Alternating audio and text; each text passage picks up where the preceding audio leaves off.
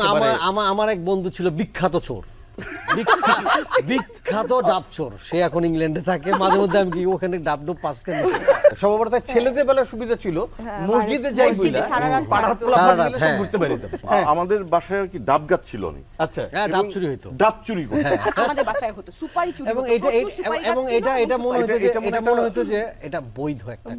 ওই রাতের জন্য সবাই রাতের জন্য ওটা বৈধ।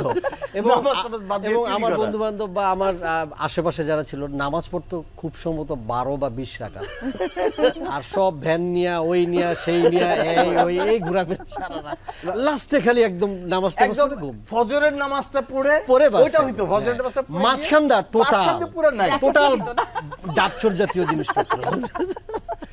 মাঝে মধ্যে মসজিদে ঢুকতাম কিছু করে নামাজ আবার বাইরে আসতাম, এরকম ছিল।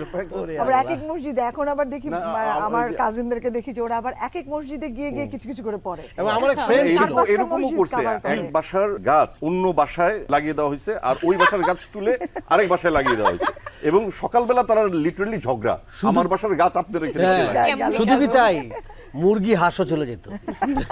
গ্রামে তো এটা ছিলই। মানে এবং আমার এক বন্ধু ছিল বিখ্যাত চোর, বিখ্যাত ডাব চোর। সে এখন ইংল্যান্ডে থাকে। মাঝে মধ্যে আমি কি ওখানে ডাব ডুব পাস করে বিশাল ডাব। ও এসব কাম করতো। সবাই তো উঠতে পারতো না, কেউ স্পেশালিস্ট। ওরা উঠতে পারতো। ওটা একটা বিশেষ এটা এক্সপার্ট লোকজন ছাড়া সম্ভব। আমাদের এই চাঁদ রাতের একটা ব্যাপার ছিল হচ্ছে মেহেদি। হ্যাঁ, এখনকার দিনে যেমন টিউব পাওয়া যায় সবকিছু রেডিমেড হাতে গেছে, তখনকার দিনে তো কিছুই ছিল না। অনেক কার বাসায় মেহেদি গাছ আছে? আমাদের বাসায় ছিল, এখন নাই। আমাদের গাছ ছিল না, এখনো আছে কিনে আমাদের আনতো, বাসায় আব্বা একটা কিনে মেহেদি আনতো। আর তখন ওই যার বাসায় মেহেদি গাছ আছে তার বাসায় গিয়ে আচ্ছা সবাই, ডাল হ্যাঁ। ভেঙে সবাই গিয়ে এনে এবং বাটো। সে কি প্রসেস। আর আগের মেহেদি কিন্তু এত কারুকাজ ছিল না। একটা গোল, মেয়েরা সুন্দর করে দিত, আমাদের ছেলেদের ছিল হচ্ছে ছেলেদের ভয় দিতে হয় না, তো আমরা কেমনে আঙুলে করে এইটুকু একটা টোপ্পা টুপির মতন দিতাম আর মাঝখানে একটা গোল করে দিতাম। ছেলেদের এখন মেহেদি দিতে দেখি না। তো এই চাঁদ রাতের মেহেদি দেওয়াটা একটা বিশাল বড় উৎসব ছিল পাড়ার মধ্যে।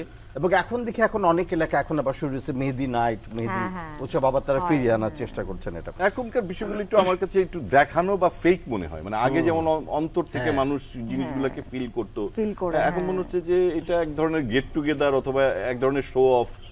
অনেকটা আমার কাছে আনুষ্ঠানিকতা বেশি আনুষ্ঠানিকতা হয়ে গেছে। মানে ওই পাড়ার কার বাসায় গাছ আছে ওখান থেকে নিয়ে আসা, তারপর বাটা, তারপর সবাই মিলে এবং কে করে ভালো লাগিয়ে দিতে দেওয়া। পারে ওটাও একটা ব্যাপার সব ছিল। খালারা কাজিনরা আশেপাশের বাসায় একটু ডিজাইন করতে পারলে ওর ছোটরা, ডিমান্ড। ওর ভীষণ ডিমান্ড।